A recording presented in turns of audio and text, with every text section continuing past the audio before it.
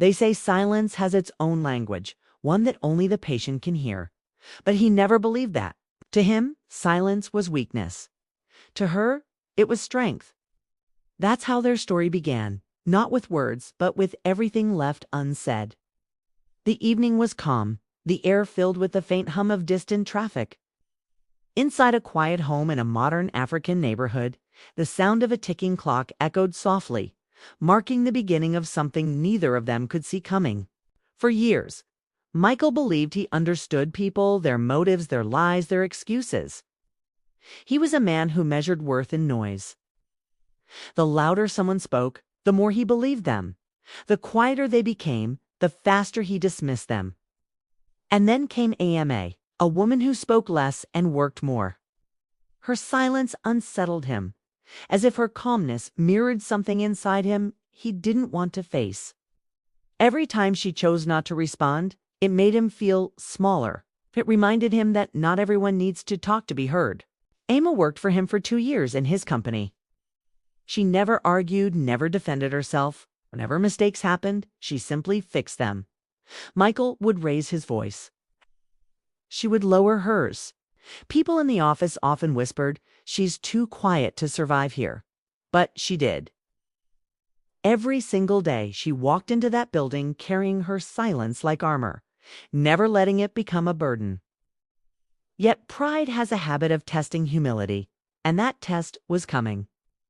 It started one afternoon with a report that went wrong. Client complained, the numbers didn't add up, and Michael was furious. He stormed out of his glass-walled office, calling her name in front of everyone. The entire room froze. The silence that followed was heavy enough to crush the air between them. "Do you have any idea what this means? You've cost us the deal of the month," he shouted, his voice cutting through the air like a blade. Amma didn't reply. She looked at him, not in fear, not in defiance, but with a calm that unsettled him even more. Her silence was louder than any word could be. "Say something. Defend yourself for once," he snapped again. Still, she said nothing. The more silent she became, the more restless he grew. Finally, he mocked her in front of everyone, saying, "Of course, you'll just stand there. That's what you do best, isn't it? Quiet as always. Maybe you think your silence will fix everything." The words came out colder than he intended, but he walked away without looking back.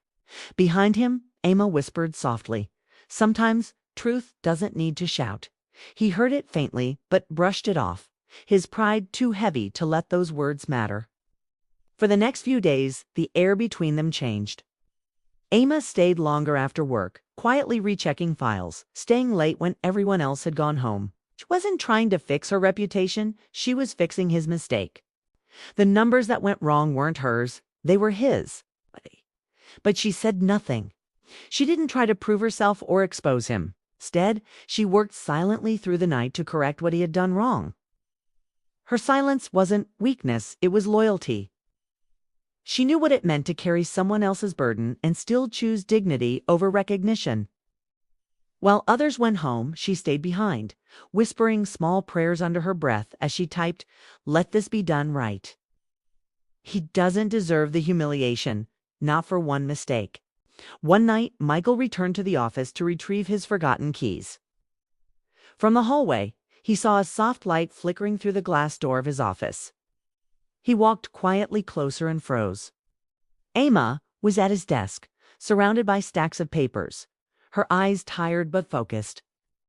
He watched as she corrected the reports, one page at a time, his heart tightening with every click of her keyboard. Then he heard her whisper that quiet prayer, not for herself, but for him. Shame washed over him like a storm. The same woman he mocked was the one protecting him from falling. The silence he ridiculed was now echoing inside his chest, louder than any apology could. The next morning, the whole office gathered for their regular meeting. Everyone expected another outburst. Michael stood before them, the weight of the night still heavy on his conscience. For a moment, no one spoke. Then he looked straight at AMA and said, "Before we start, I owe someone an apology." The room went completely silent. "I made an assumption," he continued, his tone calm but trembling. I judged without listening. And while I was busy speaking, someone else was busy fixing. He turned to Emma. I mocked your silence, he said softly. But last night I learned that silence can speak louder than pride. The room froze. You could almost hear the heartbeat of the moment. Emma didn't speak. She simply nodded once, not as forgiveness, but as acknowledgement. The same silence that once humiliated her now stood tall as her strength.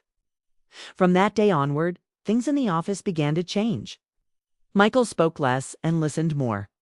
AMA remained the same, calm, focused, quiet. But everyone noticed how her presence carried a new kind of authority, one that didn't need volume to be respected. Yet beneath that silence lay a story no one knew. Her calmness came from years of pain, from learning that sometimes speaking less doesn't mean feeling less. It means understanding more. Her silence had carried the weight of things she'd never told anyone, truths that would soon come to light. For now, though, she let her actions speak where words would fail. And as the day ended, Michael watched her leave the office quietly, feeling something change inside him.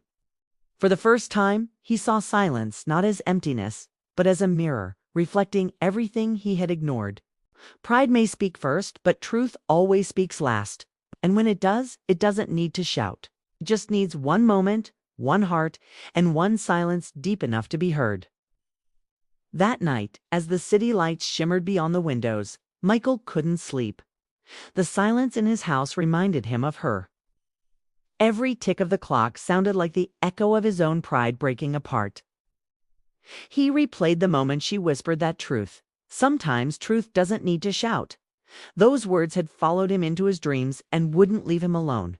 The next morning, he went to work early, long before anyone else arrived. The air felt heavy, filled with something unspoken. As he sat in his office, his eyes landed on the folder she'd left behind. It was the corrected file, perfectly balanced, every number fixed, every note written in her calm handwriting. But then he noticed something else. A small letter slipped beneath the file, folded neatly. His heart raced as he opened it. Inside were just a few lines, written in the same quiet tone that defined her every action. I fixed it because I couldn't watch another person's effort fall apart. This job isn't just work to me, it's survival. My children depend on it. I don't talk much, not because I'm weak, but because I've seen what pride can destroy. I stay silent, not out of fear, but out of choice. Michael froze. Children. He read that line again, his mind spinning. He had never known she was a mother. She had never mentioned it, not once in 2 years. He leaned back in his chair, guilt spreading through him like wildfire. While he had mocked her silence, she was fighting battles he couldn't even imagine, raising children alone, carrying pain without letting the world hear her cry. Hours later, when Amma arrived, the office was already full. Michael called her in quietly, this time without anger. She walked in and stood still, waiting. He handed her the letter she'd written. You could have told me, he said softly. You didn't have to carry all of this alone. She looked at him calmly and replied, I tried to once, but you were too busy hearing your own voice. Her words cut deep, not out of disrespect, but truth. He looked down, realizing how many times he had silenced others just to protect his pride. The rest of the day passed quietly. But something was changing. A storm was quietly building beneath all that calm. That evening, a man in a gray suit arrived at the office, introduced himself as a representative from the bank. The company was being investigated for an error in financial reports from months ago, the same mistake May had secretly fixed. Michael's face turned pale. The man explained that if those errors hadn't been corrected in time, the company would have faced a major penalty. Michael couldn't believe what he was hearing. The very silence he mocked had just saved his company. After the officer left, Michael sat back down, completely still. His pride had crumbled. That night he stayed behind, watching the lights of the city outside his window, realizing how wrong he had been about everything. About silence, about humility, and about Amma. But the night had one more truth waiting to speak. As he was about to leave, he saw Amma walking past his office door, carrying a small box. "Are you leaving early?" he asked. She shook her head. "No," she said quietly. "I'm leaving for good." He froze. "Why?"